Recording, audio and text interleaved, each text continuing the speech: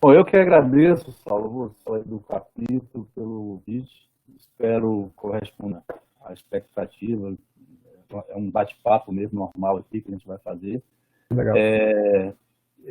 Eu queria pedir até desculpas aí ao pessoal do capítulo, porque quando eles fizeram contato comigo, eu prometi que ia fazer uma palestra sobre introdução aos recursos petrolíferos não convencionais como um todo. São vários recursos petrolíferos não convencionais, mas quando eu comecei a fazer, não consegui, cara, não consegui deixar no tempo para essa palestra.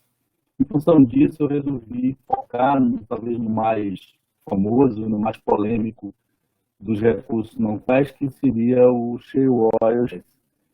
E desde já a gente vai ver que ele é tão complexo que até a tradução é difícil. Por isso que eu vou continuar chamando de shale oil e shale gas, a gente vai conversando aí para frente. Postar meu e-mail, se alguém precisar, se tiver alguma dúvida, alguma informação, já foi apresentado aí do Departamento de Geologia e Geofísica da Universidade Federal da Bahia, onde nós temos lá um curso de graduação em Geofísica e um curso de pós-graduação denominado Dinâmica dos Oceanos e da Terra. E lá eu participo de 3 grupos de pesquisas, que é o LAGEMAR, Laboratório de Geologia Marinha, o GISES, que é o Grupo de Imaginamento Sísmico e Inversão Sísmica, e o GECAR, que é o Grupo de Interpretação Exploratória e Caracterização de... Então, a gente vai falar um pouco sobre os recursos petrolíferos convencionais, depois a gente vai entrar no que são os recursos não convencionais e mais detalhadamente na palestra, que eu cheguei a óleo, a gente vai falar sobre algumas propriedades dele. A gente consegue definir os limites dessa acumulação. Então, você vê no caso desse aqui, a gente consegue ver o topo e as laterais, e a gente consegue ver se o contato óleo-água.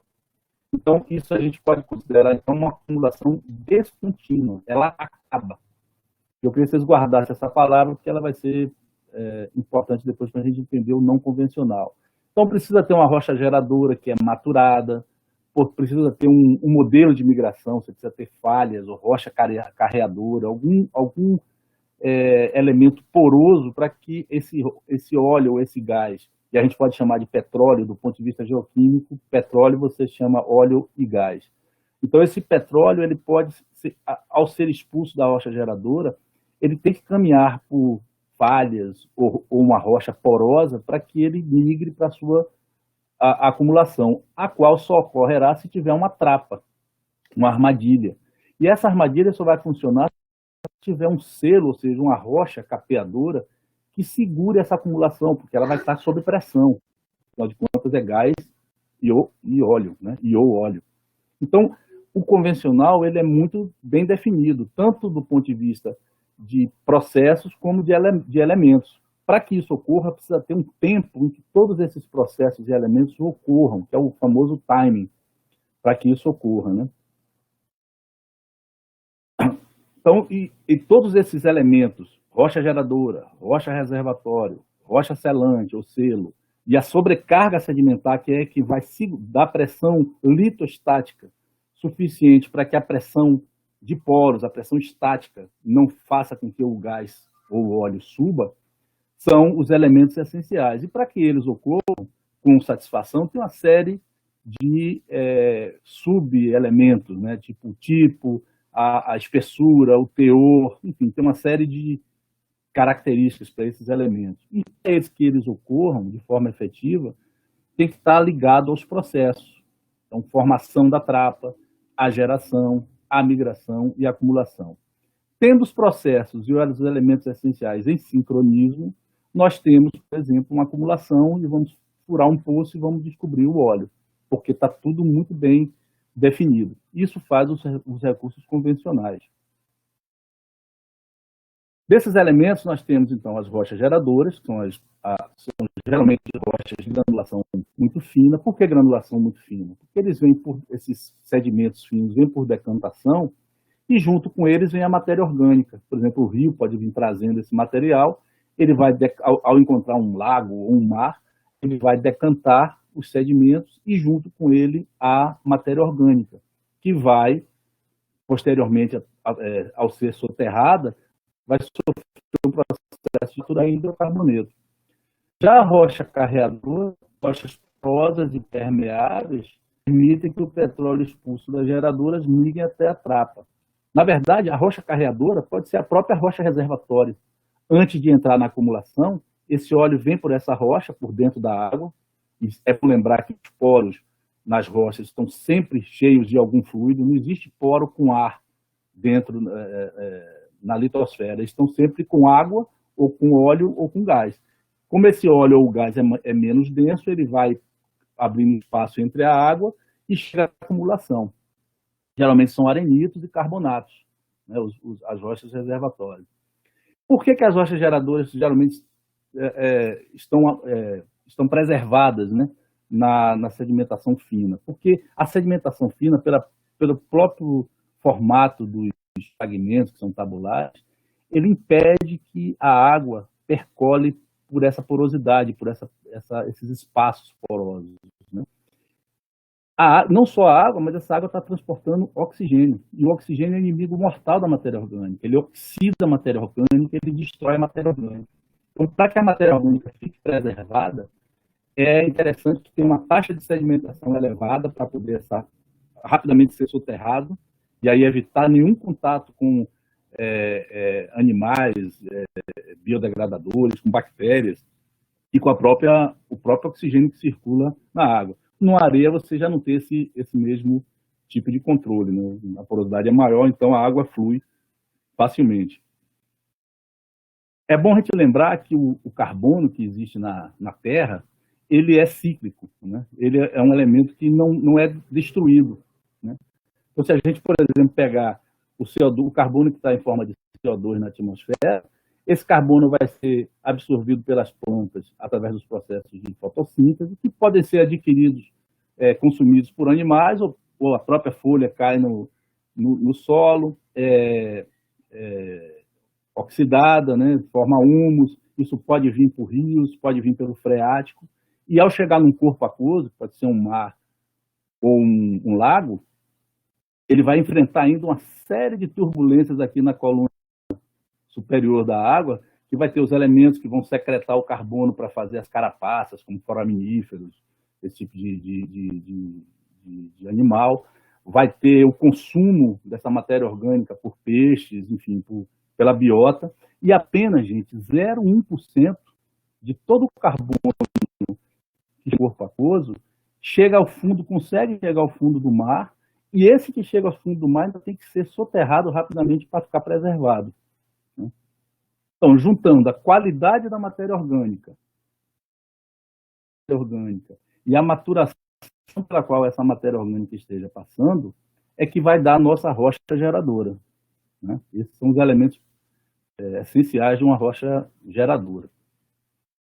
Então, existem basicamente 3 tipos de rocha geradora, né? Tipo 1, que é lacustre, elas predomina o material de bactérias. Tem muito pouco enxofre, e pode ser, apesar de a gente dizer lacustre, mas pode ser um lago salobre e um lago doce. Essa matéria orgânica amorfa, como a gente está vendo aqui nessas fotos, ela tem um elevado potencial óleo, principalmente de óleo, mas também gera gás. Porque notem que para haver uma quebra dessas moléculas é muito mais fácil no material amorfo desse do que no fitoclaro, que é geralmente do tipo 3.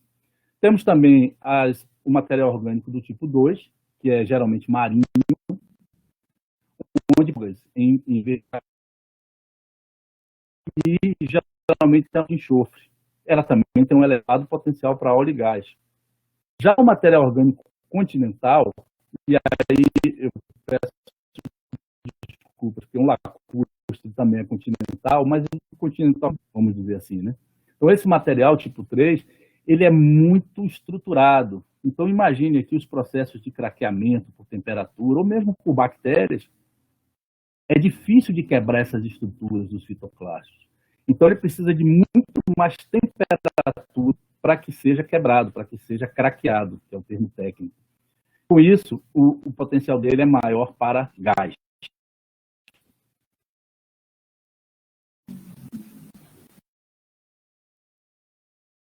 Mas está um pouco demorado. Bom, Então, esse outro diagrama aqui ajuda a entender que o querogênio é a parte insolúvel da matéria orgânica, né?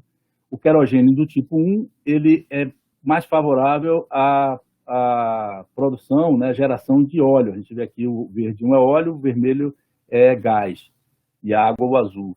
Então, a matéria orgânica do tipo 1 e do tipo 2 são favoráveis à geração de óleo. Entretanto, a do tipo 2 já começa a favorecer a geração de gás. E a do tipo 3 é basicamente a geração de gás com um pouquinho só de óleo. Então, isso é a qualidade da matéria orgânica. A matéria orgânica tem que estar em uma profundidade tal que ela gere hidrocarbonetos, quer seja óleo, quer seja gás. Então, a gente vê nesse outro gráfico aqui ao lado, aqui está a profundidade em quilômetros, 1, 2, 3. Então, a gente vê que a partir de 2 quilômetros, desculpe, num gradiente normal, onde a cada 1 quilômetro você tem 30 graus, cerca de 30 graus, você começa a gerar óleo. É o que a gente está vendo aqui. Ó. Então, isso dá início ao processo de catagênese. Antes disso, a matéria orgânica só é sujeita a processos diagenéticos. Esse processo de catagênese, ela vai gerando óleo e, a partir de mais ou menos 90 graus, começa a gerar gás. Então, você vê que tem uma superposição aqui, até chegar mais ou menos aqui em 130, 140 graus, onde deixa de produzir óleo, ou seja, todo o óleo já foi produzido, e agora apenas gás. Nesse intervalo aqui, gás úmido, que é chamado gás úmido, você pode ter C1, C2, C3, ou seja, metano, etano, propano, butano, e a partir daqui, onde ele é gás seco, apenas metano. Isso já numa profundidade alta, de 5, 6 quilômetros, onde você vai ter os processos metagênese. Depois disso, entra nos processos de metamorfismo. O que sobrar da matéria orgânica vai virar carvão, antracito de rocha, que é utilizada para energia, né?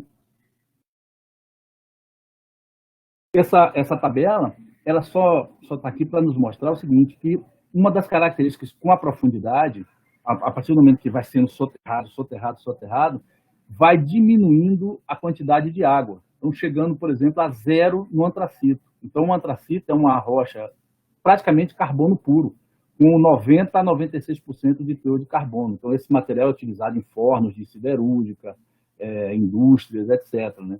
E você vê que a tufa, que é um material superficial, ela tem em torno de 55% de carbono, mas tem 65% a 90% de água. Então, à medida que essa matéria orgânica vai sendo soterrada, ela vai expulsando a água e concentrando o carbono, né? É o que a gente está vendo aqui nessa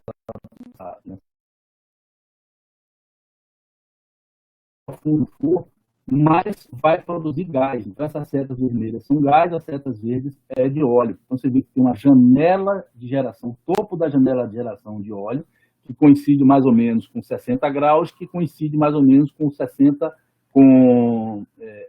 2 quilômetros de profundidade. E, a partir de 90, 100 e poucos graus, começa a janela de geração de gás. Então, primeiro gera o óleo e depois o gás, né? Esse gás ou esse óleo vai entrar pela essa rocha carreadora ou por falhas.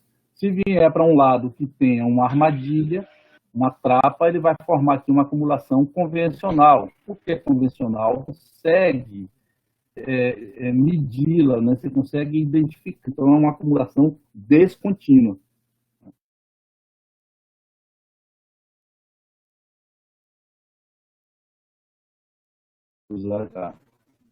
Bom, isso aí está falando da parte de geração. Já a rocha reservatória, elas podem ser basicamente arenitos ou carbonatos, como a gente está vendo aqui, uma rocha do Recente lá da Lagoa Feia, e aqui um testemunho lá do pré-sal. Então, são rochas bastante porosas, né, o arenito também, e eu quis só lembrar que a rocha porosa, o óleo ou o gás, ele vai se alojar no poro.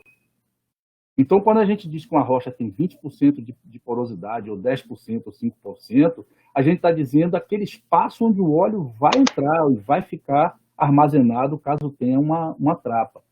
E desse óleo que está lá dentro, apenas uma pequena parte vai sair. Então, por exemplo, aqui nesse caso, um metro cúbico, 1.000 litros de uma rocha, que tenha 20% de porosidade, é 200 litros. 140 litros de óleo vai ficar preso lá. Só 42 litros é que vão poder ser retirados da rocha. É claro que com o avanço das técnicas de engenharia, de produção, a tendência é isso melhorar, né? Esse fator de recuperação que se chama. Também precisa ter um dos outros elementos, é a rocha captadora, que é uma plástica. Por que plástica? Porque ela tem que ser romper. Quanto mais rompida for essa rocha capeadora, menor vai ser a capacidade de selo que ela tem. Então, geralmente são folheiros, calcários impuros, anidrita. O sal é um dos selos mais importantes, talvez o mais importante de todos, né? Todo o nosso pré-sal da Bacia de Santos está justamente ali porque o sal segura, né? Senão ele viria embora, aquele óleo, né? Então, o selo tem uma importância na coisa. E, por fim, as armadilhas, onde a gente vê que tem basicamente três tipos de armadilhas estruturais, que são realmente fabricadas, né, pelos movimentos tectônicos das bacias sedimentares. Tem as estratigráficas, como por exemplo os turbiditos, enfim, esses tipos de trapas estratigráficas, e tem as mistas, como a gente viu nesse caso aqui, uma lente, provavelmente um turbidito, que sofreu um falhamento, então você tem um bloco baixo, um bloco alto, o óleo veio para cá. Então são tipos de trapas que existem. E com isso a gente forma os recursos petrolíferos convencionais. Agora eu bebo um gole de água aqui, rapidinho. E vamos falar dos recursos petrolíferos não convencionais. E a primeira coisa que eu vou pedir a vocês é para passar uma borracha em tudo que eu falei, porque agora vocês vão ver que é um outro mundo. Os recursos não convencionais são completamente diferentes, não é à toa que tem esse nome aí. Bom, aqui é uma tabela mostrando que existem vários tipos de recursos não convencionais, como eu havia falado antes. Então, você tem gás de metano, você tem óleo em arenitos fechados, gás em arenitos fechados, gás e óleo em vulgues, em rochas ígneas, óleo pesado, em gás pesado. Mas eu não teria tempo de falar tudo isso aqui. Então, eu vou concentrar apenas no shale gas, você vê que ele é mais profundo, e no shale oil que está aqui. Ambos são acumulações contínuas. Então, enquanto os convencionais são acumulações descontínuas, a gente tem um começo, um meio e fim, mesmo alguns não convencionais são contínuos. Por exemplo, está dentro de uma falha, ele é contínuo, porque ele é descontínuo, porque você sabe onde ele está dentro daquela falha, daquele sistema de falhas. Você consegue delimitar. Já um shale oil, um shale gas, você não consegue, porque imagine uma rocha geradora, essa rocha geradora ela não tem o mesmo grau de maturação toda ela, ele não tem a mesma qualidade ou quantidade de matéria orgânica em toda a rocha, mas você não consegue enxergar isso dentro da rocha, você consegue ver apenas o topo da formação e a base da formação. Você não vê eles chamam de sweet spots, você não vê isso, é você identificar isso dentro. Então você não sabe onde termina. Por isso é chamado de acumulações contínuas. Mas eu queria chamar a atenção para vocês da proporção das reservas. Enquanto as reservas convencionais, e aí se inclui o pré-sal, que é aquele gigante que a gente conhece, representam 20% das acumulações globais, enquanto 80% representam os não convencionais. Então, só isso aí já justifica o interesse em estudar esse tipo de depósito. Né? Então, aquilo que eu falei, você tem uma rocha geradora aqui, essa cinza, você não sabe onde ela começa, onde ela termina, porque você tem esses sweet spots aqui, ó, essas bolsões aqui, onde está formando óleo ou gás. Nesse caso aqui, você tem uma janela de geração de óleo, tá vendo? Então, esse óleo ele vai migrar pela rocha carreadora. Dentro da própria rocha carreadora, você vê que está tudo cheio d'água aqui. Ó. Esse branco está cheio d'água. Mas observe o seguinte, que apenas uma parte vem para a estrutura e vai formar uma acumulação convencional. Aqui dentro você pode ter uma porrada de sweet spots dentro de arenitos fechados. Aí seria os tight sands. É um outro assunto que a gente vê no futuro, caso vocês tenham interesse. Né? Mas agora, para a nossa parte de shale oil, a gente vai olhar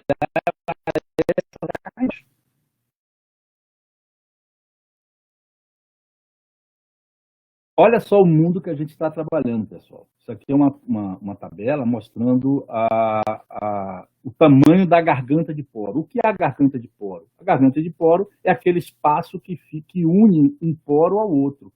A conexão de um poro ao outro, ela não necessariamente é o poro, ela é a conexão entre um poro e outro, que pode ter tamanhos variados.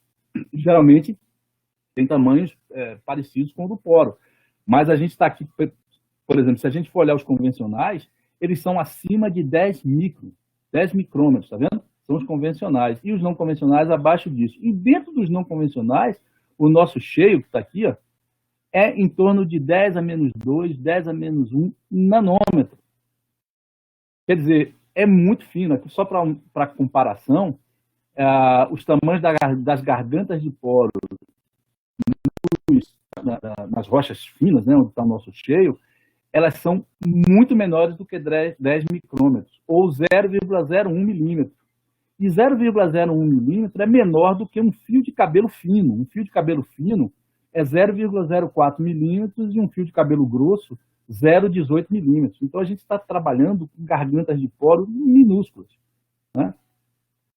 Mas, mesmo assim, compensa, porque se você olhar aqui nesse diagrama, aqui nesse triângulo, então, os recursos não convencionais, está aqui o nosso shale gas, nosso shale oil estaria em algum lugar por aqui, a base da pirâmide é muito maior, então as reservas que tem desse material aqui é muito maior do que os convencionais, onde a gente está vendo aqui no topo da pirâmide, né?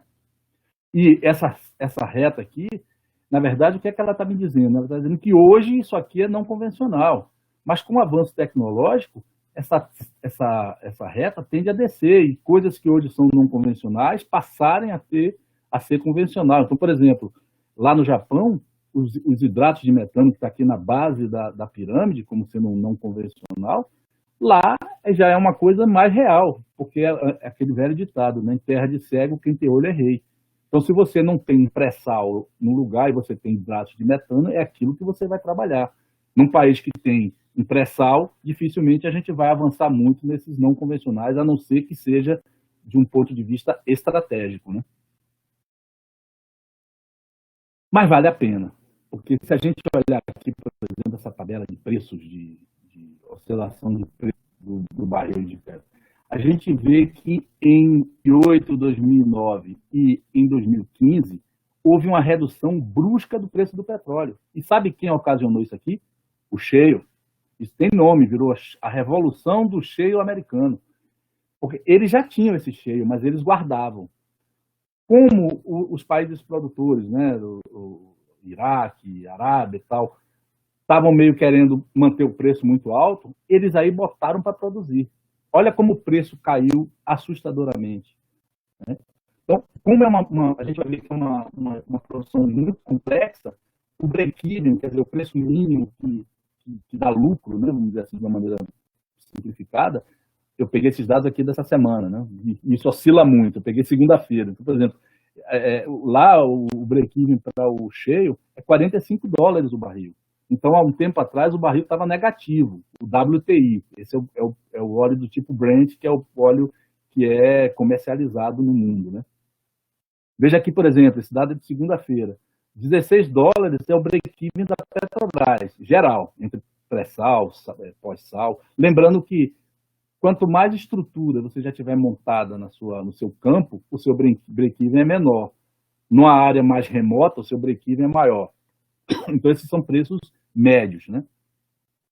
De qualquer forma, com o preço aqui do dia 10, dia 10 do 5 estava $26 o barril do óleo do tipo Brent. Todos os projetos do shale gas americano deixavam de ser comerciais, né? Então, é um jogo bem... E a gente não sabe agora o que vem depois do Covid, né? Isso aí é até 2015, a gente não sabe o que vai vir por aí pela frente, como é que vai ser esse comportamento, né? Um outro gráfico mostrando como cresceu a parcela de shale gas lá nos Estados Unidos. Então, você vê aqui o tight sands, arenitos fechados, metano, gás de carvão, associado com óleo. Está falando basicamente de gás, né? Então, está aqui a produção em bilhões de pés cúbicos por dia. Então, você vê que a projeção para o shale gas era muito grande. Porém, agora com essa pandemia, provavelmente essa projeção aqui vai mudar bastante, né? A gente vai acompanhar isso, deve ser bem interessante essa quebra, vai ficar registrada na história para sempre, né? E dentro do shale gas, lá nos Estados Unidos, eles têm uma série de campos, não seria campos, uma série de intervalos de shale gas conhecidos, né? E o mais conhecido deles é esse Marcellus. Então, esse Marcellus você vê que é bem produtor, bem produtivo, e de novo a gente não sabe o que vai acontecer após a pandemia. Mas olha como a partir de 2009, ou seja, daquela crise econômica que ocorreu, a crise financeira de 2008, os Estados Unidos pegaram e liberaram o gás deles. Fez, olha, não vou depender do gás dos outros, não. Então, eles descobriram aqui? Provavelmente não, eles já tinham isso há muito tempo. Mas, quando eles viram a crise econômica, eles aí olharam o lado deles, né? Liberaram o gás para eles, a produção como cresceu. Bom, isto posto, vamos entrar na questão do shale gas e shale oil propriamente dito. Vamos falar um pouco de conceitos e definições. Vocês lembram que eu falei que, vocês já devem ter observado, eu falei, mas vocês devem ter observado, que eu só falo em shale gas ou shale oil. Porque é muito difícil arranjar uma tradução para essa palavra. E isso já começa na fonte, na origem. Porque se a gente diz shale gas, a gente está querendo falar do gás, não do shale. Se a gente quiser falar da rocha, seria gás shale, ou óleo shale, se for uma rocha com um óleo, não é? Mas isso desde lá já não é assim, já vem como shale gas ou oil gas. Ninguém fala da rocha como sendo gas shale. É sempre shale gas. Então já vem um erro desde lá da origem, né? E na tradução aqui para o português acontece um erro gravíssimo, que é chamar de xisto. Então isso até para um jornalista, para um advogado, para um economista, a gente pode até aceitar, apesar de que se a gente puder corrigir é bom, né? Mas para nós que somos da área das geociências, isso é imperdoável, porque o xisto é uma rocha metamórfica. Então, você vê a definição aqui, ó. O gás de xisto, o gás não convencional, é um gás natural encontrado no interior de um tipo poroso de rocha sedimentar, denominada xisto argiloso. Está lá no Wikipedia. Isso não existe, está completamente errado. Né? Então, o xisto é uma rocha metamórfica. Então, a primeira coisa que a gente tem que fazer quando a gente estiver conversando com alguém sobre isso, alguém vem, porque e o gás de xisto? Você fala, não é gás de xisto. Mas não é fácil você dizer uma tradução, a gente vai ver que é muito complicado dar uma tradução correta. Porque olha aqui, por exemplo, esse aqui é um gráfico de composição litológica, né? Então a gente vê nesse vértice aqui os carbonatos, então aqui teria 100% de carbonato, aqui 100% de argila e aqui 100% de silicatos, eles incluíram aqui quartzo e feldespato. E esses nomes aqui são os principais reservatórios não convencionais lá dos Estados Unidos. Aqui o nosso Marcellus, aqui, que a gente está chamando a atenção dele, que seria esse verde aqui. Ó. Então, vocês observem o seguinte, que se a gente pegar esse contorno aqui, ele vai ter em torno de 50%, no máximo de 50%, 60%, né, no caso do Marcellus, no máximo de 60% de argila, entre 5% e 60% de argila, nesse caso a gente vai contar nesse vértice aqui, ó, nesse eixo aqui, desculpe. Em termos de silicatos, 10, 20, 30, então entre 15% e 45% de silicatos, e no caso dos carbonatos, entre 80% e 30% de carbonato. Ou seja, gente, por que isso? Porque essa rocha, a gente já viu o tamanho do poro, a gente já viu o tamanho da garganta de poro, a permeabilidade é muito baixa. Então, para tirar esse óleo, ou esse gás, é preciso quebrar essa rocha, que é o famoso fraturamento hidráulico. E para que essa rocha quebre, se a gente submete ela a um esforço, um estresse, para que ela seja deformada, quanto mais plástica for essa rocha, ela vai ter um comportamento dúctil, ou seja, você vai precisar de muito mais esforço para quebrar uma rocha muito plástica.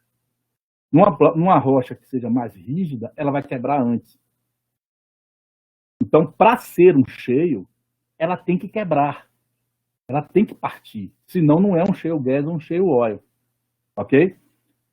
Então, continuamos com um problema, porque o shale, a tradução de shale é folhelho, se você botar lá no dicionário, o shale é folhelho, mas o folhelho é uma rocha extremamente plástica. Então, uma rocha, eu vou voltar aqui para o outro slide, vocês vão ver que nenhum dos grandes depósitos de shale gas dos Estados Unidos tem muita argila. Né? A quantidade de argila dela que é em torno de 50%, 10% a 50%. Então, não é folhelho. Então, mais um problema. Não é xisto, também não é folhelho. Então, se a gente olhar aqui essa tabela de características lá do Marcellus, eu vou focar aqui no Marcellus, então você vê que é um reservatório que tem profundidades que afloram e vão até 9.500 pés, então 3.000 e poucos metros de profundidade. Né? Teor de carbono orgânico total de 1 a 15%, reflectância da vitrinita, que é um parâmetro que você checa a maturação, de 0,5, que é imaturo, até 4 mais, que já é a fase senil, de metano senil. Né? Porosidades em torno de 2 a 15, e olha que a gente está falando de porosidade do shale, né? Então são microporosidades. Agora aqui que eu quero chamar a atenção é isso. Teor de quartzo e calcita, 40% a 60%. Teor de argila, 30% a 50%. Então, se a gente, uma área de 60 mil milhas quadradas, ou seja, é uma coisa enorme, com reserva de 50 a 500 trilhões de pés cúbicos. Então, este shale do Marcellus tem essas características. Se a gente pegar essa litologia e botar aqui nesse gráfico, a gente vê o seguinte, que o melhor nome para falar da rocha seria marga, que é uma rocha que tem um conteúdo de argila entre 30% e 70%. Eu botei aqui esses dados aqui do Marcellus. E tem um teor de carbonato aqui entre 30% e 70% de carbonato. Isso é uma marga. Só que a marga, além de ser um nome muito do feio, a marga ela existe em praticamente todos os oceanos. Porque o que é a marga? É um material fino, que decanta. Todo material que vem de uma enxurrada, as argilas das enxurradas, vem por suspensão e decantam junto, por exemplo, com foraminíferos, com radiolários, com vários... o fitoplâncton, né? O zooplâncton e o fitoplâncton. Então, o material vai em proporções variáveis, vão se estabelecendo no fundo do mar. Então, praticamente todo o fundo do mar, a partir da plataforma externa, média plataforma externa, se precisa de marga. Marga óleo, imagine. Óleo de marga. É um nome horrível e não representa a rocha exatamente, né, que a gente está trabalhando. Mas se a gente fosse, em termos solitológicos, eu acho que seria o nome mais adequado. Né? Porém, não adianta ser uma marga. Ela precisa ter uma quantidade de matéria orgânica e uma qualidade de matéria orgânica suficientes para ser um shale. Não é? E tem que estar dentro de uma janela de geração que vai dentro da catagênese e da metagênese, ou seja, na janela de geração de óleo e gás. Não adianta ser uma marga imatura. Ela tem que estar dentro da janela de geração. Então, tem que quebrar, tem que ter conteúdo de matéria orgânica e tem que estar na janela de geração de óleo ou gás. Por que a gente tem que ter muita matéria orgânica? A gente já viu que o poro é muito pequeno, a garganta do poro é minúscula. Então, se você tiver aqui, por exemplo, nesse caso aqui, a gente tem um monte de partículas de matéria orgânica. Essa matéria orgânica, quanto mais distante ela tiver uma da outra, mais difícil vai ser a conexão pelo fraturamento hidráulico. Ela vai ficar isolada. Então, por exemplo, uma rocha que tenha 2% de cote, ela quer dizer o seguinte, que essa partícula de matéria orgânica tem uma proximidade diferente de uma rocha que tenha 15% de cote. Essa matéria orgânica vai estar mais concentrada. Então, quanto mais carbono orgânico você tiver, mais fácil vai ser conectar essa porosidade, essa matéria orgânica. Por outro lado, se você tiver 0,5%, 0,1%, vai ficando mais difícil. Porque se a gente olhar aqui agora, por exemplo, vamos pegar um exemplo aqui, esse fragmento. Essas manchinhas amarelas e vermelhas aqui são o gás ou o óleo que está sendo gerado por essa matéria orgânica. E aí a gente vem para essa outra figura ao lado, a gente tem aqui uma escala de 1 micro, a gente tem aqui uma partícula de matéria orgânica, e esses buracos aqui, gente, era a matéria orgânica que se transformou em óleo ou gás. Então, isso aqui virou uma gota de óleo ou uma bolha de gás.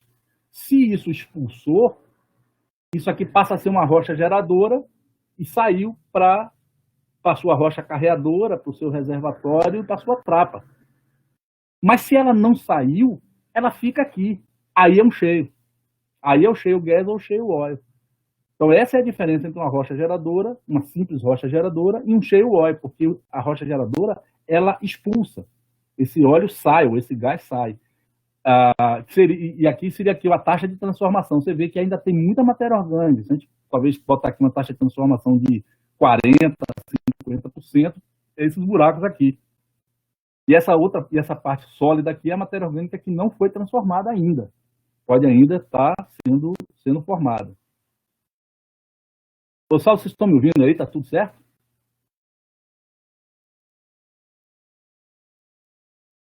Oi, professor, está tudo certo sim, estamos ouvindo.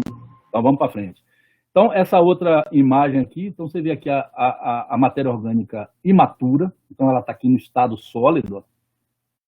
E se ela sofrer uma temperatura, né, que tenha geração de hidrocarboneto, ela vai criar essa porosidade aqui, ó. Então, aqueles 15% de porosidade lá do shale Marcellus é essa matéria orgânica aqui. Isso aqui era um fragmentão de matéria orgânica que se transformou em óleo ou gás. Não sei dizer nesse caso o que aconteceu. Mas isso é que vai gerar a porosidade da matéria orgânica. Então, quanto mais matéria orgânica você tenha, mais fácil vai ser a conexão entre elas. Então, vai ser mais produtivo, né? Isso aqui é uma imagem de microscópio eletrônico de varredura. Ou seja, pessoal, o shale é um conceito. É muito difícil traduzir.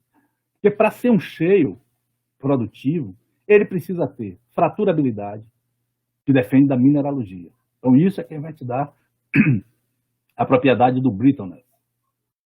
Tem que ter uma elevada concentração e qualidade de matéria orgânica.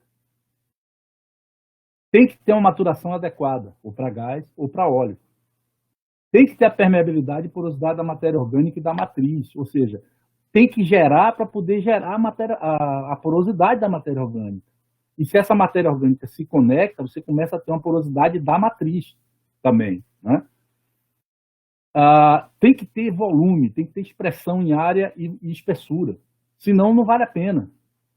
Tem que ter um volume muito grande, é diferente de uma rocha geradora. Você pode ter sweet spots de rocha geradora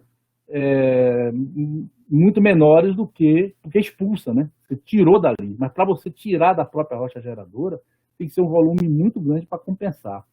E tem que ter pouca migração, porque precisa ter uma elevada pressão de poros. Imagine você, se você entra com um poço numa rocha, no shale, que não tiver pressurizado, esse óleo rapidamente, ou esse gás, vai depletar, então ele não vai vir para a superfície. Então tem que ser uma rocha geradora que tem uma pressão de poro elevada, ou seja, aquele óleo ou aquele gás que ficou formado, aquela gota ou aquela bolha, ela tem que ficar presa e aquilo ali, junto com a outra que está do lado, com a outra que está do lado, por aí vai, eles vão dando uma pressão de poros. E isso vai ser importante na hora que você fraturar para o óleo vir. Então, de uma maneira geral, todo shale é uma rocha geradora que não expulsou totalmente, se a gente parar para pensar dessa forma. Mas nem toda rocha geradora é um shale. Por essa razão, eu prefiro não traduzir. É daquelas palavras americanas que é difícil de traduzir. Então, eu prefiro continuar chamando de shale oil ou shale gas. E como explorar esse shale oil e shale gas? Então, existem duas formas. Ou você usa poços verticais ou poços horizontais. Então, imaginem você que, como a porosidade, a permeabilidade é muito baixa, não dá para um poço ser muito distante do outro. Existe uma coisa chamada raio de drenagem. Então, por exemplo, lá na bacia do Recôncavo, existem campos lá que o raio de drenagem é de 200 metros. Então, significa que você põe um poço aqui e outro poço a 400 metros de distância. Como o raio dele é de 200 metros, eles vão produzir o óleo que está entre os dois. Se houver uma necessidade no futuro, ele fura um no meio para tentar melhorar a produção. No caso do shale oil ou do shale gas, esse raio de drenagem passa a ser de 20 metros, 30 metros, 50 metros. É coisa muito perto, porque a permeabilidade, a porosidade, elas não são muito grandes. Mesmo com fraturamento hidráulico, você precisa fazer uma trama de fraturamento, de fraturas, para facilitar esse escoamento, né, essa drenagem. Então, você vê essa foto aqui, são poços verticais, então olha o absurdo de poços que você vai ter aqui. Então, a tendência hoje é você utilizar poços horizontais. Então, você vê que aqui partiu de uma mesma base, então você protege aí o ecossistema de uma forma geral, e daqui você pode partir diversos poços horizontais. Evidentemente, são poços mais caros, mas tem uma eficiência muito maior do que os poços horizontais. Então, a tendência é de utilizar poços horizontais. E aí vem uma característica do shale oil, shale gas, da produção desses caras, que é considerado o vilão, né? Que é o fraturamento hidráulico, o fracking. Todo mundo fala disso. Então, lá na Bacia do Paraná, por exemplo, está proibida a exploração de shale gas por conta desse fracking. Porque o que é que o pessoal diz? Esse fraturamento hidráulico, ele pode, por exemplo, conectar o reservatório. Vamos olhar essa figura aqui do lado. Então, vocês têm aqui é o dado de microsísmica. Então, você vê aqui as fraturas que são formadas no reservatório. Então, elas têm geralmente 100, 150 metros de distância. Elas vão até 100, 150 metros de distância do poço. Ora, se a gente está num poço que está, nesse caso aqui, a 3 mil metros de profundidade, cerca de 3 mil metros de profundidade, isso aqui está em pés, e nossos reservatórios estão aqui em torno de 300 metros de profundidade, então você teria mais de 2,5 km de distância entre essas suas fraturas e o seu aquífero. Então, dificilmente, o problema do fraturamento hidráulico vai resultar numa contaminação do aquífero, a não ser, por exemplo, que tenha uma falha, uma fratura que conecte as suas fraturas hidráulicas com o seu reservatório. Mas aí, para isso, tem a geofísica, né? O cara vai olhar a seção sísmica, vai ver se tem fraturas e falhas, e ele não vai fazer. Para mim, não é esse o grande problema. Fraturas que é o grande problema para a exploração de shale oil e shale gas. Então, você vê aqui os fraturamentos são feitos em estágios, né? E o problema, para mim, um dos problemas é esse aqui, ó. A fratura, dificilmente, ela vai... Veja aqui essa figura ao lado. Aqui. Então, você tem as fraturas aqui embaixo, perpendiculares ao poço horizontal, ou perpendiculares ao poço vertical. E o aquífero está cá em cima. Então, para uma fratura dessa, conectar o aquífero é muito complicado. Agora, eu vejo problema, por exemplo, em um material, um óleo ou gás, vir aqui pelo espaço anular e atingir o aquífero, tanto no vertical como no horizontal. E isso é inerente a poços de petróleo, mal feitos. Então, por isso que tem que ter uma boa cimentação, uma boa completação do poço. Mas isso aí, mesmo nos poços convencionais, dos reservatórios convencionais, isso é assim. E isso existe desde que a exploração do petróleo começou. Eu acredito que na bacia do Recôncavo, na bacia de Campos, na bacia Potiguar, não existem mais poços que não sejam fraturados. Todos os poços têm fraturamento hidráulico. Evidentemente, são fraturas, esse fraturamento hidráulico é menos intenso do que para o shale. Mas o fraturamento hidráulico é uma operação natural na exploração do petróleo, entende? Então, tem que tomar cuidado realmente com o espaço anular, fazer tudo direitinho, cimentar. Você vê, por exemplo, aqui, ó, tem 2, pelo menos 3 revestimentos para proteger o aquífero. Então, isso é um cuidado para se ter, né? Mas, mais do que isso, o grande problema do fraturamento hidráulico é a água. E aí a gente começa na captação da água. Você vê nessa figura aqui, a gente tem os rios, tem o aquífero. Então, essa água tem que vir de algum lugar. E é muita água para fazer o fraturamento hidráulico, não é pouca água.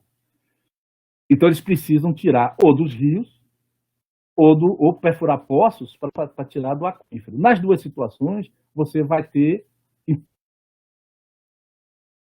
ou o rio vai secar, ou vai diminuir a vazão do rio, ou você vai rebaixar o freático, como nessa figura aqui, ó, lá no Vale do Sacramento, onde a extração de água fez um rebaixamento da superfície, então tem afundamento mesmo, as casas estão afundando, está tendo afundamento da superfície. Então, esse é um problema sério. A captação de água é um problema sério. Um outro problema sério é a de petróleo para cheio, e olha a quantidade de caminhões, cada caminhão desse é uma bomba. São bombas hidráulicas conectadas a esse poço. Então, aquela água que é captada vem para esses caras aqui e eles injetam dentro desse poço. Então, é uma pressão violenta para poder quebrar a rocha, fazer uma fratura de 150 metros num cheio, uma rocha com carbonato, com quartzo, com feldspato, com argila. Então, a pressão tem que ser muito grande. Por isso, eles necessitam de muita água e muita pressão. Só que essa água não é pura. Essa água vai com aditivos, né? Então, essa água, e imagine isso multiplicado por vários poços. Né? Então, a possibilidade de acontecerem problemas aqui é enorme, muito grande. E pior do que isso é que essa água ela vai entrar, vai furar a rocha, vai quebrar a rocha, desculpe, só que ela não é água pura, ela é cheia de aditivos. Então, você vê aqui um balde aqui, 99,5% do balde é água, e 0,49% é aditivos, como ácido, tem as esferinhas, que eu esqueci agora o nome, tem uma série de propantes, tem os propantes, tem uma série de produtos químicos que são ácido para poder acidificar a rocha, melhorar a porosidade, contra bactericida, ou melhor, bactericida contra bactérias. Então, tem uma série de materiais que elas vão entrar nessa rocha, vão abrir a fratura e aí vão liberar o gás. O que é que esse gás vai fazer quando ele entrar na fratura? A fratura tem esses propantes, que são essas esferazinhas, que impedem que a falha feche de novo. Os vão ficar. Todo esse ácido, boa parte desse e a própria água vai retornar, porque o gás agora vai produzir, ou o óleo, e vai empurrar essa água toda de volta. Essa água vem toda pelo poço, praticamente 100% do que você injeta, o fraturamento retorna. Até porque se isso não acontecer, é porque você não está produzindo. Então, se o poço foi mal fraturado, a produção dele é pequena. Então, pode vir 50% do que você colocou ficar lá, é porque não tem uma pressão legal para trazer de volta. Então, se for um poço muito bom, 100% vai voltar dessa água. E quando ela voltar, você precisa estar preparado para recebê-la. Caso contrário, acontecem coisas desse tipo. Então, esse é o problema do fraturamento hidráulico. Não é a conexão, para mim, não é a conexão das fraturas com o reservatório. É os problemas de superfície. Isso realmente é uma situação que tem que ser muito bem controlada, né? Feito isso, vamos ver como é que está a distribuição mundial desse tipo de acumulação. Então, esse é um mapa da Agência Americana de Energia. Então, a gente vê que tem uma série de bacias, né, ao redor do mundo. Aqui no Brasil, eles colocaram aqui a bacia do Paraná, Chaco, Paraná. Toda a bacia praticamente tem potencial para shale gas, né? E o que é que eles fazem? Eles pegam por profundidade. Como a gente sabe que o gás ele é formado em altas profundidades, então eles pegam aquelas bacias mais profundas, que tem um volume, que tem espessura, e bota aquilo como potencial. Então, os depocentros são o potencial. Nesse caso aqui, eles botaram a bacia quase toda, né? Então, os Estados Unidos é muito rico nesse tipo de bens. Então, a gente tem aqui shale gas e as bacias, shale basins, que eles chamam, né? Então, onde a gente estiver vendo aqui esse laranja, são shale plays. Observe que tem muito gás, eles têm muito. Por isso que eles podem controlar a produção. Antigamente, quem controlava o preço, basicamente, eram os árabes. Agora, eles não são os únicos atores. A gente viu naquele gráfico com uma queda, com a produção do shale gas, porque esse é um país dos maiores consumidores. Se ele consome dele mesmo, alguém vai deixar de receber. né? Então, essa é a filosofia. Vamos dar uma olhada aqui nesse quadrado aqui, onde tem o Marcellus, que é o mais famoso dos shale gas dos Estados Unidos. Então, o que é o Marcellus Shale? Está com a coluna estratigráfica, está aqui esse nível aqui, é o Marcellus Shale, é esse nível aqui, que é um reservatório do Devoniano, tá vendo? Então, eles têm dois níveis, tem o Marcellus e tem o Utica, que é mais profundo de idade aqui, eles não são muito prolíficos, né? Não tem muito petróleo. Mas o principal deles é o Marcellus Shale, que é nessa bacia aqui, que é a bacia Appalachiana. Nota que aqui nessas linhas mais claras são os estados. Então, estados de Illinois, estado da Pensilvânia. Então, é uma coisa enorme. Então, você vê aqui, por exemplo, esse reservatório do shale gas, ele, se fosse botar aqui, talvez fosse do Rio a Salvador, uma bacia desse tamanho aí, desse porte. Então, é um volume muito grande, né? Por isso que vale a pena. Então, uma seção esquemática, mais ou menos, deles é essa. Então, o Marcellus Shale, ele chega a florar, mas chega a profundidades aí de torno de 7.000 metros, né? Profundidades muito grandes. O Marcellus Shale é esse cara aqui. Você vê que ele vai aumentando de espessura, ele tem níveis secundários e tal. E olha aqui em cima tem as províncias, né? Os municípios lá na Pensilvânia, no estado da Pensilvânia. E para fazer esses estudos, então, os caras fazem mapas de isópacas, mapas de profundidade, isópacas aqui de espessura. Aqui é o Utica, isso aqui é o Marcellus, aqui é o Utica. Então, eles têm que ter um controle muito grande do teor de cote, da maturação. Então, uma série de estudos assim, para serem feitos. Por incrível que pareça, a sísmica vamos dizer assim, a sísmica está para a base para o estudo do convencional, porque você consegue definir as estruturas. Já no shale, como é uma acumulação contínua, a sísmica passa a ter um papel meio que secundário, né? Porque você não consegue ver o fim da acumulação, o início da acumulação, você consegue ver a seção como um todo e para ver fraturas, né? Para ver esse tipo de coisa. Mas ela não é o determinante, você não vai dar uma alocação no alto estrutural, você não vai dar uma alocação numa estrutura quaquaversal, você vai dar uma alocação justamente nos baixos. Então a sísmica já não é tão determinante como no convencional. E hoje em dia, aqui é um esquema dos poços, hoje em dia a tendência é furar poços horizontais. Isso aqui, pessoal, nesse mapa, é a bacia da Pensilvânia, para o Marcellus Shale, e cada bolinha dessa é um poço, vertical e horizontal. Aqui não está separando quem é quem, né? Então a gente vê aqui, os pretos é de 2004 a 2005, e por aí vai. 14.000 poços perfurados nessa área. Isso de 2004 a 2015, ou seja, 11 anos. Em 11 anos, eles perfuraram 14.000 poços. Para vocês terem ideia, a Bacia do Recôncavo tem 80 anos de exploração e ela tem, se eu não me engano, 6.000 e poucos poços de petróleo em 80 anos. Então, você tem 14.000 poços em 11 anos. É muita coisa. Por que isso? Dois motivos. A legislação lá é diferente daqui da do Brasil. Então, você tem aqui o cara que é dono da empresa de broca, o outro é dono do gerador elétrico, o outro é dono... Eles aí montam empresas, rapidamente montam empresas, pega financiamento do banco e monta empresa, fura um poço, divide o lucro, ali já separa, monta outra empresa. É bem dinâmico o processo lá, né? Mas é predatório o negócio, né? E pela necessidade de ter uma proximidade entre os poços. Como eu falei, o raio de drenagem no shale é bem pequeno. Então, você precisa ter muito mais poços para poder fazer a produção. Então, esse aqui é um perfil de um dos poços, lá, um perfil tipo, né? Então, a gente tem aqui o raio gama, perfil de raios gama, e o perfil de Caliper. E observe que o raio gama vem aqui em um determinado valor. Quando chega aqui dentro do Marcellus Shale, ele estoura. Então, ele estoura duas vezes. Tem um backup aqui, que é o verde.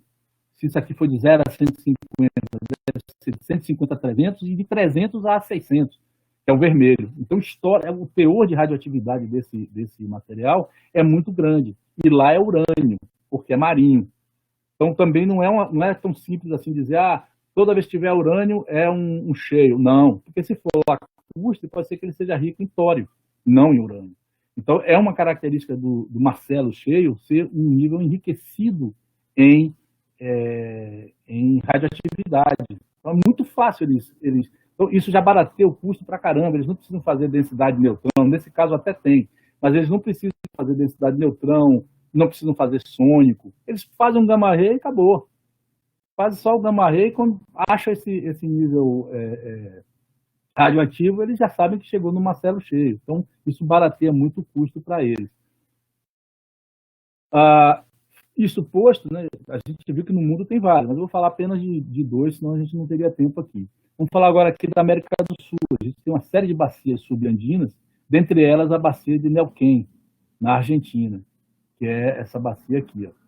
Então, lá dentro dessa bacia tem dois níveis importantes. O nível Vaca Muerta e o nível Los Moles. Então, do mesmo jeito que lá nos Estados Unidos tem o Marcellus e o Utica, aqui tem o Vaca Muerta e os Los Moles. Né? Ao contrário dos Estados Unidos, da Pensilvânia, que é densamente povoado e tal, essa região aqui da Bacia de Neuquén é a região da Patagônia. Quem conhece lá sabe que é um deserto, assim, são desertos enormes. Então, a área é muito pouco povoada. Por conta disso, toda a produção que foi feita até hoje lá na Argentina são poços verticais. Você vê aqui são vários poços, mas é uma área desértica. Aqui, vamos dizer assim, o impacto ambiental ainda é uma coisa não tão drástica como lá na Pensilvânia. Né? Essa é a carta estratigráfica, então a gente tem aqui o nível Vaca Muerta, não sei se vocês conseguem enxergar, que é do Jurássico Superior, Vaca Muerta. Aqui é a seta. Los Moles é do Jurássico, enfim, embaixo, como a gente está vendo aqui. Esse é o formato da bacia, então é uma bacia subandina, aqui está os Andes, então 10% dessa bacia ela está nessa região aqui. Ora, quanto mais fundo, vai ser mais gás. Quanto mais raso, mais óleo, chegando até o imaturo. Então é muito fácil você zonear a bacia. Tem aqui ó, os campos de óleo e gás, são esses roxinhos aqui, e os campos de gás seco, aqui esse vermelho aqui. Então o cara consegue ver que o sweet spot principal deles para shale gas é aqui. Se o objetivo for convencionais, todas as acumulações convencionais estão por aqui assim, ó, em volta. Aqui está seu shale bem marcadinho. E aqui na seção a gente consegue ver que é uma bacia que tem um depósito para esse lado esquerdo aqui, que é para o oeste, e a gente vê aqui que aqui está a janela de geração de, aqui o limite, né, janela de geração de gás, limite de geração de óleo. Então, se você está procurando gás, é esse lado de cá. Se você está procurando óleo, é do lado de cá. Ou seja, o óleo fica acima do gás. Isso é completamente diferente do convencional, né? Quando a gente tem uma reservatória convencional, uma acumulação convencional, se a gente tiver gás, ele vai estar em cima. Então, você tem uma capa de gás, você tem o óleo e você tem a água. Aqui, não. Aqui você pode ter o óleo em cima da água, o óleo em cima do gás e a água em cima do óleo, trapeando esse óleo. Então, você vê que o conceito de não convencional é muito importante e a gente pode discutir isso em outra oportunidade com outros exemplos. Né? Então, essa bacia de Neuquén é muito bem conhecida, é fundamental para um estudo do shale oil, shale gas, você tem que entender a sua bacia, de uma forma regional e de uma forma de detalhe. Então, você vê aqui, eles têm mapas de espessura, então as maiores espessuras aqui, 450 metros, 500 metros, é essa zona aqui, cuja maturação maior está aqui para gás, ó, o verde é óleo, então aqui é a geração de óleo, e aqui o vermelho, geração de gás. Então, está aqui o gás, seu gás está aqui, as maiores espessuras estão aqui, o gás está aqui, aqui a razão gás-óleo, ou seja, quanto tem de gás, quanto tem de óleo. Então, você tem aqui 20 mil metros cúbicos por metro cúbico. Então, você tem 20 mil metros cúbicos de gás para 1 metro cúbico de óleo. Então, quanto maior a sua razão gás-óleo, mais gás você tem. E a taxa de transformação. Então, nessa região aqui, ó, 100% da matéria orgânica foi transformada para gás. Então, com base nesse conceito, fica muito mais fácil você dar suas locações. Veja que a sísmica praticamente não entrou aí, né? O dado sísmico não tem a mesma, não diria importância, mas não tem o mesmo valor, né, assim, exploratório para esse estudo, porque a gente talvez aqui uma gravimetria, uma magnetometria, métodos potenciais para você identificar esses depocentros, né? E isso não é coisa de menino. A gente pode pensar, pô, mas esse negócio é acadêmico, é coisa de sonho, é para o futuro. Não, isso é coisa atual, estão explorando, tanto nos Estados Unidos como na Argentina, na China, em outros lugares. Então a gente vê a Shell, Petrobras estava lá, né? Tem a ExxonMobil. Então não são empresas pequenas só, você tem empresas grandes que estão investindo nesse tipo de acumulação. Como eu falei, o break-even desse tipo de acumulação, por conta da necessidade de muitos poços e de operações especiais, como o fraturamento hidráulico intensivo, esse óleo é mais caro do que um óleo convencional, ou o gás mais caro do que um gás convencional. Então, qualquer oscilação negativa do óleo, do preço do barril, negativo no sentido de menor, não de ficar negativo, mas qualquer oscilação para baixo pode inviabilizar um projeto. E aí a empresa sai e fecha, quando o nível do óleo, o preço do óleo subir, ela volta, né? Então, esse é o princípio. Da mesma forma que lá esse losango laranja aqui. Ó. Então você vê que ele é tudo menos um folhelho. Então não dá para dizer folhelho vaca muerta. Folhelho, gás de folhelho vaca muerta. Não é, porque não é um folhelho. Então, é uma composição mineral que propicia o brittle, né, a fratura, o fraturamento. E aqui ele é muito dúctil, ele não fratura. Então, você vê que o vaca muerta está muito parecido com os outros que existem por aí. Né? Note que esse losango, esse triângulo, desculpe, está inverso a esse. Né? A teia de argila está lá de cá os silicatos que estão aqui, desse lado de cá. Então, de um modo geral, eles têm que ter uma composição bem proporcional, né? Com uma certa proporção entre esses elementos. E, por que pareça, o que tem menos é justamente o folhelho. É difícil a gente chamar de folhelho. Aqui alguns dados lá do vaca muerta, então tem teor de quartzo de 12 a 42, teor de carbonato de 32 a 77, teor de argila de 8 a 26. Mais uma vez, eu volto a dizer que isso não é um folhelho. Né? E está dentro da janela de geração, está aqui a frequência vitrinita de 0,8 a 1,2, então coloca ele numa janela de geração que tanto você fabrica óleo, gera óleo, como gera gás, com teores de 5% aí de matéria orgânica, né? Espessura de 150 a 180 metros. Então, é um nível bem interessante. Que, segundo essa agência de energia americana, coloca a Argentina em terceiro lugar no mundo. Então, primeiro é China, segundo Estados Unidos, terceiro é Argentina, e o Brasil está em quinto. Então, pô, cadê esse shale oil, esse shale gas, se a gente é o quinto colocado no mundo? Tem alguma coisa que está meio estranha, né? Então, vamos ver como é que está esse potencial brasileiro. Deixa eu dar um gole aqui na água.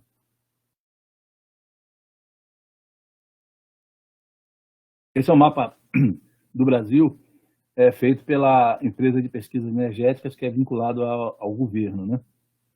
Então, a gente vê o seguinte, aqui estão as principais bacias sedimentares brasileiras, e nesse quadrado aqui a gente vê óleo de folhelho, a gente já sabe que esse nome não está correto, óleo de folhelho, que é esse achurado em azul. Né? Esse achurado em azul seria o óleo de folhelho. O amarelo seria o gás de folhelho.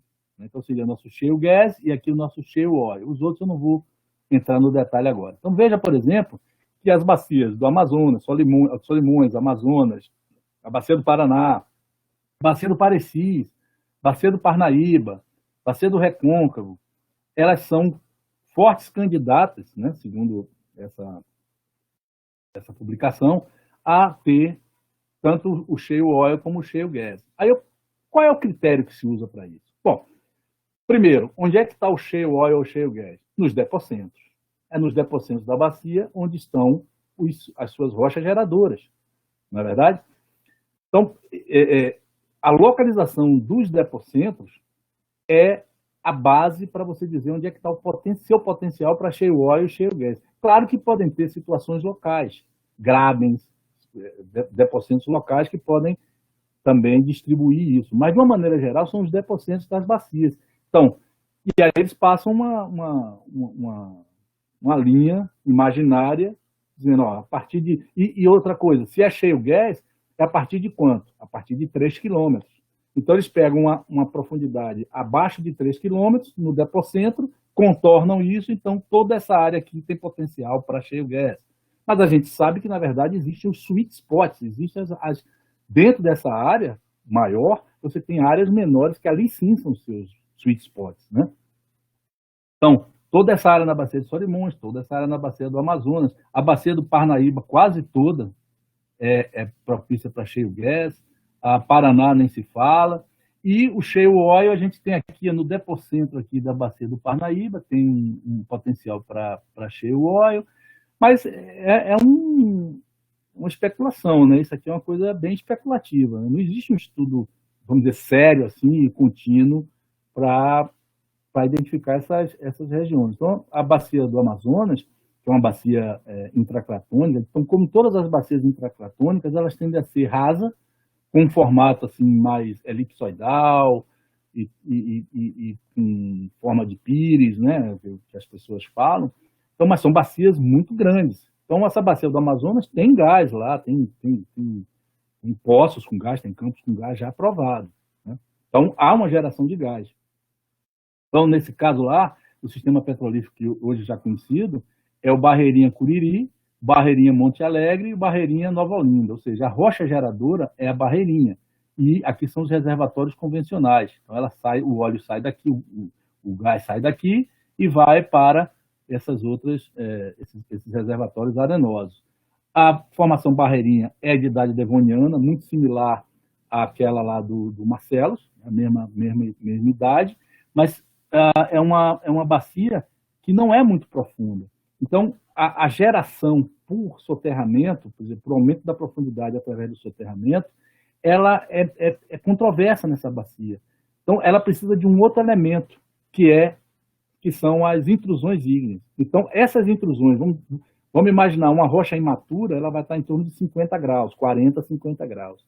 Aí chega uma intrusão com 1000 graus. Então, no contato, naquela região do contato, que é difícil estabelecer qual é essa dimensão, até onde é influenciada, essa rocha é literalmente cozinhada. Então, a matéria orgânica que ela estava sólida, ela passa imediatamente para gás. Então, entra mais um elemento não convencional na parada. Então, as bacias paleozoicas, tanto aqui a do Amazonas, como a do Parnaíba, tem essa característica de ter as intrusões para gerar. No caso da Parnaíba, a formação Pimenteiras, o sistema convencional aqui é o Pimenteiras Cabeças e o Pimenteira Poti Cabeças, né? A Pimenteiras tem idade devoniana também, então isso parece ter um apelo, né? A idade da rocha, né? Nesse mapa geológico aqui está a formação Pimenteiras aflorando, e o depocentro está aqui. Não é à toa que os blocos aqui exploratórios estão todos nessa região mais profunda. Então, a geração de gás dessa bacia, e tem gás, tem lá o Parque dos Gaviões, né, está sendo explorado o gás, é nessa região aqui. Porque aqui é onde a formação Pimenteiras conseguiu entrar na janela de geração de gás. Mas, do mesmo jeito que aconteceu lá na Barreirinha, na formação Barreirinha na bacia do Amazonas, aqui também a profundidade não é muito grande. Você vê que aqui em torno de 2.000 metros, a formação Pimenteiras é essa aqui, do Devoniano, essa verde. Então, ela não atingiu a janela de geração de óleo, que dirá de gás. Mas tem gás na bacia, esse é o fato. Então, o modelo proposto para a bacia do Parnaíba também é o de intrusões, é cheio de intrusões lá, de soleiras e diques, soleiras e diques. E esse é o modelo proposto pelo professor René Rodrigues, né, que mostra que quanto mais você vai se afastando da soleira, vai diminuindo a a metagênese, né? Então, você pode ter aqui uma formação de gás imediata, que é a reflectância de vitrinita 4, 3, 2, à medida que você vai se afastando. Então, o que é que isso tem impacto? É que as dimensões não são tão grandes. A gente lembra lá daquela bacia lá do Marcelos, é uma coisa enorme, vai do Rio a Salvador. Essa aqui do Parnaíba também é uma coisa muito grande, porém ela é limitada, ela não tem a formação Pimenteiras, ela não está, não tem uma área dentro da janela de geração que possa significar um bom depósito de shale oil, de shale gas. Precisa ter essas, pelo menos o que se imagina hoje, precisa ter essas ígneas. Podem ocorrer níveis com geração por soterramento nesses grabens. Esses grabens aqui, tem vários grabens, graben de Jaibaras, tem outros grabens lá, que é alvo de interpretação sísmica. Então, a sísmica aqui é muito difícil de fazer, porque tem, além de ser um dado de terra, um dado terrestre, você tem essas soleiras aqui que dão uma atenuada no sinal, mas é um alvo exploratório, são esses grabens aqui, esses possíveis grabens. O mesmo acontece com a Bacia do Paraná. A Bacia do Paraná é um gigante, você vê que pega Rio Grande do Sul, Santa Catarina, Paraná, São Paulo, Goiás, parte de Goiás, o Mato Grosso do Sul. Então, é muito grande a Bacia do Paraná, né? Ela realmente é uma bacia muito grande. E ela tem alguns níveis bem conhecidos. Tem a formação Irati, por exemplo, que tem picos de 23% de cote. É muito carbono orgânico. E uma matéria orgânica de excelente qualidade. Porém, até onde se sabe, onde a gente consegue os poços perfurados e afloramentos, ela está imatura. Ela não atingiu o grau de maturação. A mesma forma a Ponta Grossa, que é mais profundo, e a Vila Maria, que está lá no Siluriano, né? Então, Permiano, Devoniano, que é o Ponta Grossa, e o Siluriano. Então, tem 3 níveis conhecidos, bastante conhecidos lá na Bacia do Paraná.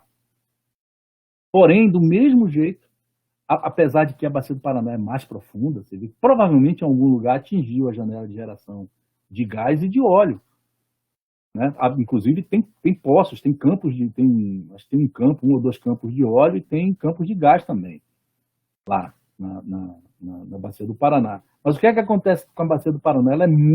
A exploração dela, aqui a formação Irati, estaria aqui nesse verde, então provavelmente, você vê aqui nesse caso aqui, ela atingiu 3, 4 quilômetros, então provavelmente ela vai estar gerando gás aqui. Já a formação Ponta Grossa é esse alaranjado aqui, né? Essa cor aqui. Mas qual é o problema da Bacia do Paraná? Lá tem um derrame basáltico, que é o derrame Serra Geral, que simplesmente, na prática, meio que impossibilita a visualização sísmica, porque, como ele é muito espesso, ele atenua completamente a energia, então aqui embaixo fica parecendo uma televisão fora do ar. Você não vê quase nada. Então a exploração aqui é muito difícil, muito complicada, mas tem um grande potencial realmente. Mas, de novo, não é a bacia toda. Então os caras botaram lá quase que a bacia toda como tendo potencial. Mas se a gente olhar nesse mapa aqui, ó, a reflectância de vitrícios baseada em poços, o vermelho está aqui, ou seja, o RO acima de 1,35, ou seja, entrando na janela de gás, e o RO de 0,6 a 1,35, esse laranja aqui, que é a janela de óleo. Então, daquela bacia toda, a gente pode dizer que uma área potencial é essa aqui. Não é à toa que está aqui os blocos exploratórios em cima dessa região. Tá? Essa eu só queria deixar registrado, existe uma planta já há muito tempo chamada Unidade de Industrialização do Xisto. Isso é o nome dado, inclusive, pela Petrobras. A gente já sabe que isso está completamente errado, lá na cidade de São Mateus do Sul. Então, realmente é uma planta, está aqui uma planta, indústria, uma refinaria, mas o processo é completamente diferente de um shale oil. O que é que eles fazem? É uma rocha, ele está aqui aflorando, é uma rocha que está na superfície, tira de trator mesmo, e não é um shale oil, porque o querogênio não entrou na janela de geração de óleo. Ou seja, essa rocha está imatura. Não é um xisto, é uma rocha sedimentar, né, que é um folheiro, e o que é, na verdade, é um folheiro betuminoso. O que é que eles fazem? Eles pegam esse material com matéria orgânica, com bastante óleo, tem começo de geração de óleo, assim, eles pegam esse material e maturam artificialmente em equipamentos, esses equipamentos aqui, ó, que são as retortas. Então, é um processo chamado de retorta, que ele aquece, ou seja, faz a geração artificial e aí gera petróleo. É claro que tem um consumo de energia muito grande e isso faz com que o preço de produção seja muito alto e isso inviabiliza o processo, até onde eu sei, né? Mas está lá, é uma planta bem... A cidade vive ao redor dessa planta, né? Bom, gente, era isso em termos de shale oil, shale gas. A gente tem uma bibliografia aí. Tá aí esse material, eu acho que o Rafael vai disponibilizar aí de alguma forma. Está liberado. E obrigado pela atenção. Meu e-mail está aqui. Se quiser procurar a gente tem vários professores eu sou geólogo, mas tem professores lá que são geofísicos, tem outros geólogos, então a gente tem um curso bem amplo, né? Tanto para quem quer realmente se dedicar mais à parte geofísica mesmo, de métodos, ou da parte de interpretação, que é onde eu trabalho mais, tanto de perfis quanto de sísmica, né? Então a gente tem uma equipe bem multidisciplinar lá. Se precisar da gente, é só entrar em contato. Obrigado, Saulo. Opa. Fred, eu agradeço essa excelente palestra, cara. Muito bom mesmo, muita informação. Isso aqui foi mais uma palestra, cara. Para mim foi uma aula. Uma boa mesmo. Eu não sou geólogo, né? Sou físico. Eu acabo aprendendo muita coisa de geologia nessas palestras, cara. Muito bom. Parabéns.